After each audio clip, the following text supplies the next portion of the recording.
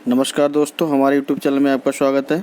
आज बात करेंगे सुपर टेट प्रैक्टिस सेट 6 की बात करेंगे, जिसमें शिक्षण कौशल, बाल मनोविज्ञान और सूचना तकनीकी और जीवन कौशल के प्रश्न होंगे, तो जो कि सुपर टेट में 35 नंबर के पूछे जाते हैं। आइए दोस्तों बढ़ते हैं प्रश्नों की ओर। और दोस्तों प्रश्नों की ओर बढ़ने से पहले आप हमारे चैनल को सब्सक्राइब कर लीजिएगा, जिससे आपको समय समय पर नोटिफिकेशन प्राप्त हो सके। आइए देखते हैं पहला क्वेश्चन दोस्तों। शिक्षण कौशल के जो 10 प्रश्न है, पहले देखते हैं इनको। तो पहला प्रश्न दोस्तों, शिक्षण में अवधारणा का आधार कौन सा सिद्धांत होता है? परंपरागत सिद्धांत या प्रजातांत्रिक सिद्धांत या हस्तक्षेप रहित सिद्धांत या उपयुक्त में से कोई नहीं। तो दोस्तों शिक्षण में अवधारणा का आधार जो है सिद्धांत वो होता है परंपरागत सिद्धांत। इसका जो राइट ऑप्शन है दोस्तों ए राइट हो जाएगा।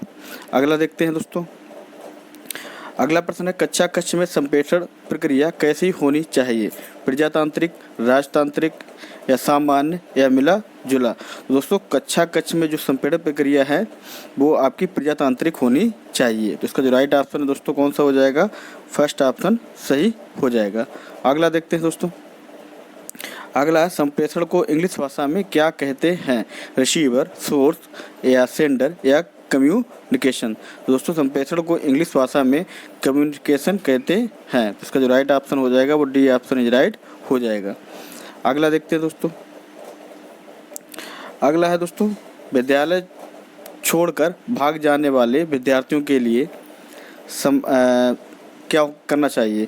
समाज विरोधी गतिविधियों में संलग्न होने की संभावना बढ़ जाती है या बेरोजगार होने की संभावना बढ़ जाती है या सरकारी सहायता पाने की शर्तें पूरी करना असंभव हो जाता है या उपयुक्त सभी?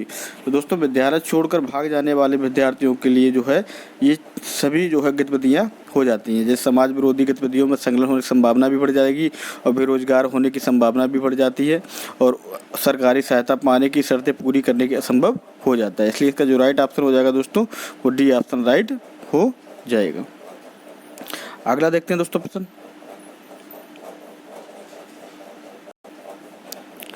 अगला प्रश्न दोस्तों, निम्नलिखित में कौन सी विधि में बालकों का मूल्यांकन ABCD ग्रेड में होता है? जो 4 ग्रेड हैं ABC, इनमें से जो है कौन सी विधि में बालकों का जो है मूल्यांकन होता है? बहुस्तरीय शिक्षण या दक्षता आधारित शिक्षण या रुचिपूर्ण शिक्षण या उपचारात्मक शिक्षण? तो दोस्तों जो बहुस्तरीय शिक्षण विधि है उसमें बालकों का मूल्यांकन ABCD ग्रेड में होता है। तो इसलिए इसका जो राइट ऑप्शन है दोस्तों ए ऑप्शन राइट हो जाएगा, बहुस्तरीय शिक्षण। अगला देखते हैं दोस्तों। अगला आता है, कौन सा लिखित संप्रेषण नहीं है? घोषणाएं, ईमेल, टेलीफैक्स, इनमें से कोई नहीं। तो दोस्तों जो लिखित संप्रेषण नहीं है वो तो सीधी सी बात है दोस्तों, कौन सा है? घोषणाएं। इसका ए ऑप्शन है वो राइट हो जाएगा।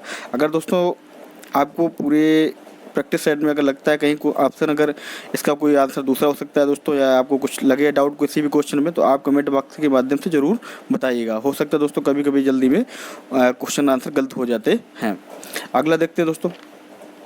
बालक जन्म से ही मानसिक तथा शारीरिक रूप से क्या होता है? प्रकृतिवादी, आलसी या क्रियाशील या व्यवहार परक? दोस्तों बालक जन्म से ही मानसिक तथा शारीरिक रूप से क्रियाशील होता है।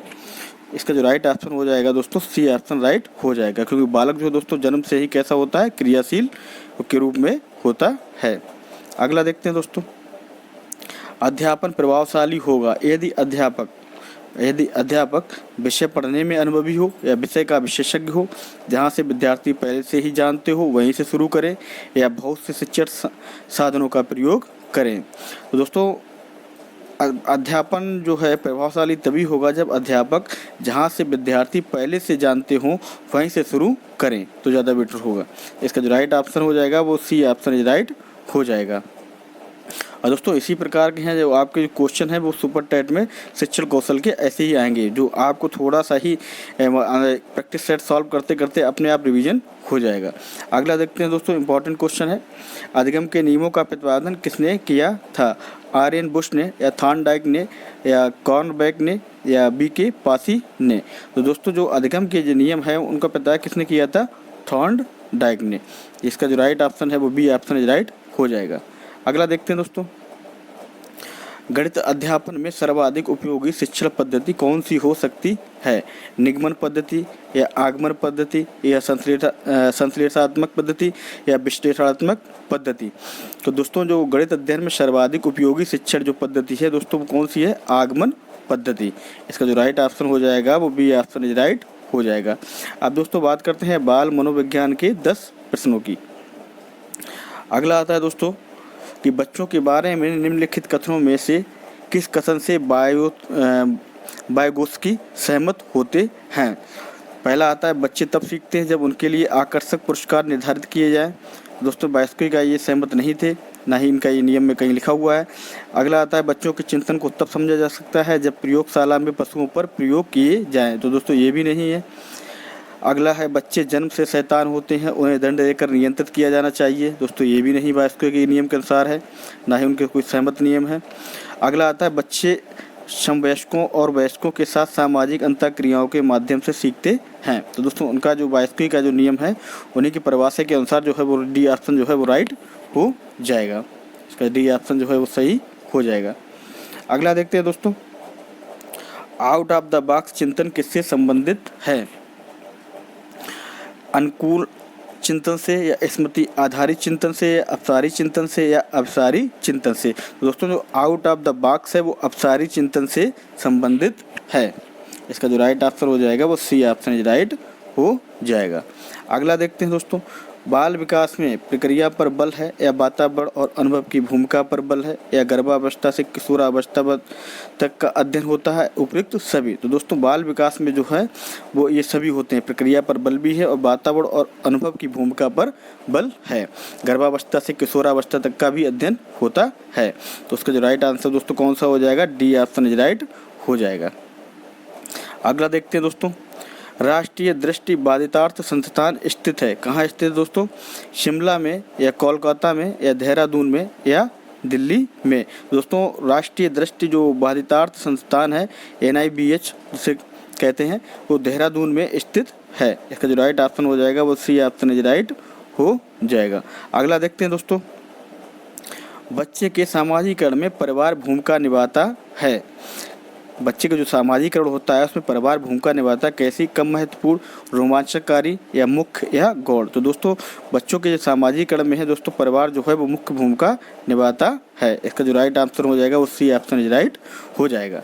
अगला देखते हैं, निम्नलिखित में कौन सा एक सही मिलान वाला जोड़ा है? मूर्ति संक्रियात्मक बच्चा जो साधारण एवं वर्गीकरण करने योग्य या औपचारिक संक्रियात्मक बच्चा, अनुकरण प्रारंभ, कल्पनात्मक खेल या शैशवावस्था तर्क का अनुप्रयोग और अनुमान लगाने में सक्षम या पूर्व संक्रियात्मक बच्चा, निगमनात्मक विचार? तो दोस्तों इसका जो राइट ऑप्शन हो जाएगा वो फर्स्ट ऑप्शन सही हो जाएगा जो मिलान जोड़ा है, क्योंकि मूर्त संक्रियात्मक बच्चा जो है साधारण एवं वर्गीकरण करने योग्य होता है। तो इसका जो राइट ऑप्शन हो जाएगा वो ए ऑप्शन इज राइट हो जाएगा। अगला देखते हैं दोस्तों, कोलबर्ग का सिद्धांत निम्न में से किस विकास से संबंधित है? भाषा विकास से या सामाजिक विकास से या नैतिक विकास से या शारीरिक विकास से? तो दोस्तों कोलबर्ग का जो सिद्धांत है वो नैतिक विकास से संबंधित है। इसको जो राइट ऑप्शन दोस्तों सी ऑप्शन इज राइट हो जाएगा। अगला देखते हैं दोस्तों, एक शिक्षिका की कक्षा में कुछ शारीरिक विकलांग वाले बच्चे हैं, तो निम्नलिखित में से उसके लिए क्या कहना सबसे उचित होगा? तो पहला ऑप्शन है पोलियोग्रस्त बच्चे अब एक गाना प्रस्तुत करेंगे, या पहिया कुर्सी वाले बच्चे हाल में जाने के लिए अपने समवयस्क साथी बच्चों से मदद ले सकते हैं। अगला आता है शारीरिक रूप से असुविधाग्रस्त बच्चे कक्षा में कोई भी वैकल्पिक गतिविधि कर सकते हैं। अगला, मोहन खेल के मैदान में भाग जाने के लिए आप अपनी बैसाखियों के माध्यम का प्रयोग नहीं करते हैं। तो दोस्तों इसका जो ऑप्शन है आप लोग बताइए कौन सा अनुमानित हो सकता है। मेरे हिसाब से इसका राइट आंसर सी होगा और आप लोग अपना कमेंट बॉक्स के माध्यम से बताइएगा इसका आंसर कौन सा होगा। अगला बढ़ते प्रश्न दोस्तों, किशोर अनुभव कर सकते हैं किसका? बचपन में किए गए अपराधों के प्रति डर के भाव, या आत्मसिद्धि के भाव, या जीवन के विषय में तृप्ति, या दुश्चिंता और स्वयं से सरोकार। तो दोस्तों जो किशोर हैं अनुभव करते हैं वो दुश्चिंता और स्वयं से सरोकार करते हैं। इसका जो राइट ऑप्शन हो जाएगा वो डी ऑप्शन इज राइट हो जाएगा। अगला देखते हैं दोस्तों, शारीरिक रूप से अक्षम बच्चों को सामान्यता होता है डिस्कैलकुलिया डिस्कैलकुलिया या डिसलेक्सिया या डिस्ग्राफिया या डिस्थीमिया। तो दोस्तों शारीरिक रूप से जो अक्षम बच्चे होते हैं उनको क्या होता है दोस्तों, डिस्ग्राफिया। इसका जो राइट ऑप्शन हो जाएगा वो सी ऑप्शन इज राइट हो जाएगा, डिस्ग्राफिया। अगला देखते हैं दोस्तों, अब आते हैं जीवन कौशल एवं अभिवृत्ति पर। अब पहला प्रश्न है दोस्तों, व्यावसायिक नीति एवं आचार मानदंड पुस्तिका को क्या कहा जाता है, ब्लू बुक या रेड बुक या ग्रीन बुक या येलो बुक। तो दोस्तों व्यावसायिक नीति और आचार मानदंड पुस्तिका को ब्लू बुक कहा जाता है। तो इसका जो राइट ऑप्शन हो जाएगा ए ऑप्शन इज राइट हो जाएगा। अगला देखते हैं दोस्तों, शिक्षक के अनुसार पुरस्कार कैसा होना चाहिए, इंपॉर्टेंट क्वेश्चन है दोस्तों, ये पेपर में आ भी चुका है सीटेट के। छात्रों में अनुशासन की भावना को प्रोत्साहित करे या उत्साह एवं प्रेरणा का संचार करे या मानवीय मूल्यों का विकास करे या उपयुक्त सभी। तो दोस्तों इसका जो राइट आंसर हो जाएगा वो सभी हो जाएगा, उपयुक्त सभी। कि दोस्तों की शिक्षकों के अनुसार जो पुरस्कार है वो छात्रों में अनुशासन की भावना को भी प्रोत्साहित करे या उत्साह एवं प्रेरणा का संचार करे, मानवीय मूल्यों का भी विकास करे, ऐसा होना चाहिए शिक्षक के अनुसार पुरस्कार। अगला देखते हैं दोस्तों, व्यक्ति में आत्म जागरूकता के मुख्य तत्व कौन से हैं, स्वयं को जानना एवं संबंधों को मजबूत बनाना या अच्छा संबंध स्थापित करना या तनाव एवं परेशानी से बाहर आना या उपयुक्त सभी। तो दोस्तों व्यक्ति में जो है आत्म जागरूकता के तत्व होते हैं ये सभी हो जाएंगे। इसका जो राइट ऑप्शन हो जाएगा वो डी हो ऑप्शन हो जाएगा। अगला देखते हैं दोस्तों, अगला क्वेश्चन है दोस्तों, प्रमुख बुनियादी जीवन कौशल है, कैसा है, आत्म जागरूकता या विश्लेषणात्मक सोच या भावनात्मक समझ या ये सभी। दोस्तों जो प्रमुख बुनियादी जीवन कौशल है वो ये सभी हैं। इनका जो राइट ऑप्शन हो जाएगा डी ऑप्शन राइट हो जाएगा, कि बुनियादी जो जीवन कौशल हैं आत्म जागरूकता भी, विश्लेषणात्मक सोच भी, भावनात्मक समझ भी। तो इसका राइट ऑप्शन हो जाएगा ये सभी। अगला देखते हैं दोस्तों, मूल्यपरक शिक्षा छात्रों में निम्नलिखित में से किसका प्रभावशाली विकास करती है, न्याय का या समानता या बंधुत्व का या परस्पर सहयोग का या दोस्तों राष्ट्रहित का या उपयुक्त सभी। तो दोस्तों जो मूल्यपरक शिक्षा छात्रों में निम्नलिखित में से जो है विकास जो है प्रभावशाली होता है वो ये सभी हो जाएंगे। इसका जो राइट ऑप्शन हो जाएगा डी ऑप्शन राइट, उपयुक्त सभी। अगला आता है दोस्तों, संविधान में मूल कर्तव्यों को शामिल करने की प्रेरणा किस देश के संविधान से ली गई है, अमेरिका से, कनाडा से या रूस से या आयरलैंड से। तो दोस्तों जो संविधान के जो मूल कर्तव्य को शामिल करने की प्रेरणा है वो रूस से ली गई, जिसे पूर्व सोवियत संघ भी कहा जाता है। तो इसका जो राइट आंसर हो जाएगा सी ऑप्शन इज राइट हो जाएगा। अगला देखते हैं दोस्तों, अब इम्पॉर्टेंट है, अभिप्रेरणा के मांग सिद्धांत के प्रवर्तक कौन थे, अब्राहम मैस्लो या स्किनर या फ्रायड या फ्रोबेल। तो दोस्तों जो अभिप्रेरणा के मांग के सिद्धांत के प्रवर्तक थे वो थे अब्राहम मैस्लो। इसका जो राइट ऑप्शन है वो ए ऑप्शन सही हो जाएगा। ये पूछा भी जा चुका है दोस्तों कई बार पेपरों में। अगला देखते हैं दोस्तों, किस प्रकार के अभिप्रेरण को नकारात्मक अभिप्रेरण कहा जाता है। दोस्तों प्रश्न पूछा है यहाँ पर, किस प्रकार के अभिप्रेरण को नकारात्मक अभिप्रेरण कहा जाता है, बाह्य अभिप्रेरण, आंतरिक अभिप्रेरण या प्राथमिक अभिप्रेरण या अनार्जित अभिप्रेरण। तो दोस्तों जो बाह्य प्रेरण को है नकारात्मक अभिप्रेरण भी कहा जाता था। इसका जो राइट आंसर हो जाएगा वो ए ऑप्शन इज राइट हो जाएगा। अगला देखते हैं दोस्तों, अगला है अभिवृत्ति के निर्माण में सम्मिलित होते हैं कौन कौन से, प्रेरणात्मक पक्ष या संवेगात्मक पक्ष या क्रियात्मक पक्ष। तो दोस्तों अभिवृत्ति के जो निर्माण में है ये तीनों जो है पक्ष शामिल भी होते हैं, इसलिए इसका जो राइट आंसर हो जाएगा वो डी ऑप्शन राइट हो जाएगा। इंपॉर्टेंट क्वेश्चन है दोस्तों, ध्यान रखना, अभिवृत्ति के निर्माण में प्रेरणात्मक पक्ष भी, संवेगात्मक पक्ष भी और क्रियात्मक पक्ष भी सम्मिलित हैं। तो ये इसलिए इसका डी ऑप्शन राइट था। अगला देखते हैं दोस्तों इम्पॉर्टेंट, वर्धा शिक्षा योजना किस प्रकार की शिक्षा पर बल देती है, बुनियादी शिक्षा पर या तकनीकी शिक्षा पर या गुरुकुल शिक्षा पर या आश्रम पद्धति पर। दोस्तों जो वर्धा शिक्षा योजना थी वो बुनियादी शिक्षा पर बल दिया था। तो इसका जो राइट ऑप्शन हो जाएगा वो ये ऑप्शन इज राइट हो जाएगा। अब दोस्तों बढ़ते हैं सूचना तकनीकी प्रश्नों पर, जो कि कंप्यूटर। अगर दोस्तों कोई क्वेश्चन आपको लग रहा है कि इसका आंसर ये होना चाहिए तो दोस्तों हमें कमेंट बॉक्स के माध्यम के बॉक्स से ज़रूर बताइएगा। अगला प्रश्न रहता है दोस्तों, देखते हैं सूचना तकनीकी के जो 5 प्रश्न है पूछे जाते हैं एग्जाम में, सुपर टेट में कंप्यूटर के। तो दोस्तों पहला प्रश्न देखते हैं, प्रोग्राम्ड लर्निंग पद्धति का विकास निम्नलिखित में से किसने किया था? तो पहला ऑप्शन है BF स्किनर ने, या जीन पियाजी ने, या ब्रूनर ने, या किलपैट्रिक ने। तो दोस्तों जो प्रोग्राम्ड लर्निंग पद्धति का जो विकास है वो BF स्किनर ने किया था। इसका जो राइट ऑप्शन हो जाएगा वो ए ऑप्शन इज राइट हो जाएगा। अगला देखते हैं दोस्तों, अगला प्रश्न है दोस्तों, कैप्स लॉक कुंजी तथा नम लॉक कुंजी को किस नाम से भी जाना जाता है? शिफ्ट कुंजी, या टोगल कुंजी, या एस्केप कुंजी, या स्पेस बार कुंजी। दोस्तों इस क्वेश्चन का आंसर आप लोग बताइएगा कमेंट बॉक्स में कौन सा सही होगा। दोस्तों 1-2 क्वेश्चन के आंसर हैं, आप लोगों को ये बता दें कि आप लास्ट तक वीडियो देखते हैं या नहीं। अगला प्रश्न देखते हैं दोस्तों, स्मार्टफोन ऑपरेटिंग सिस्टम एंड्रॉयड की खोज किसने की थी? तो एंडी रूबिन ने, या हरमन होलेरिथ ने, या मॉरिस बिल्कस ने, या इनमें से कोई नहीं।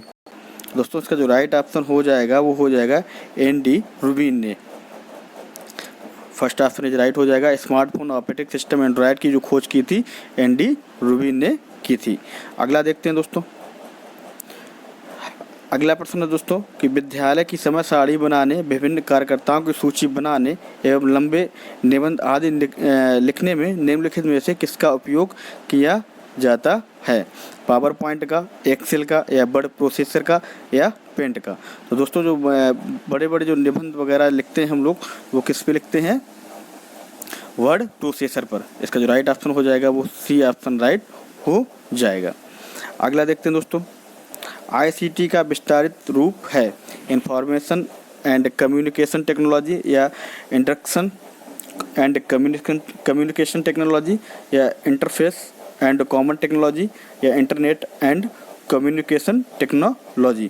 तो दोस्तों इसका जो राइट ऑप्शन हो जाएगा ए ऑप्शन राइट हो जाएगा। ICT का जो विस्तारित रूप है वो इंफॉर्मेशन एंड कम्युनिकेशन टेक्नोलॉजी होगा। इसका जो राइट ऑप्शन है दोस्तों ए ऑप्शन इज राइट हो जाएगा। दोस्तों आज के लिए इतना ही दोस्तों, ये आपके पूरे 35 प्रश्न करा दिए जो कि सुपर टेट में पैसे पूछे जाते हैं। अगला प्रैक्टिस सेट दोस्तों कल आपको मिलेगा। और दोस्तों हमारे चैनल को सब्सक्राइब जरूर कर लीजिएगा जिससे आपको समय समय पे नोटिफिकेशन प्राप्त हो सके दोस्तों।